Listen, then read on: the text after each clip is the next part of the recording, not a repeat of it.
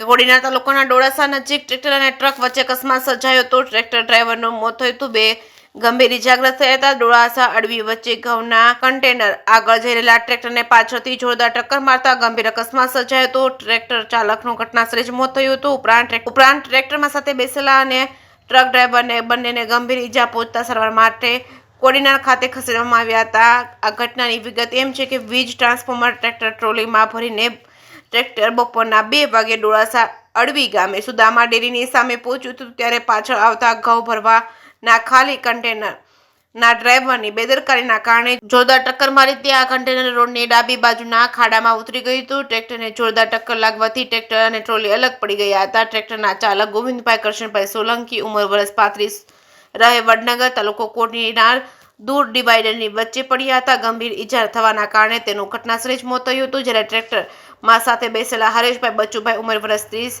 ને ગંભીર ઇજા થતા ડોળાસાથી 108 મારફત સારવાર અર્થે કોડીનાર ખસેડવામાં આવ્યા હતા। ટેન્કરના ડ્રાઈવરને ગંભીર ઇજા થતા કોડીનારની 108 મારફતે તેઓને કોડીનાર ખાતે ખસેડવામાં આવ્યા હતા। કોડીનાર પોલીસે તુરંત જ ઘટનાસ્થળે પહોંચી લાશને પોસ્ટમોર્ટમ માટે મોકલી ધોરણસરની કાર્યવાહી કરી। જેસીબીની મદદથી 4 કલાક બાદ રસ્તો ખુલ્લો કરાવ્યો હતો।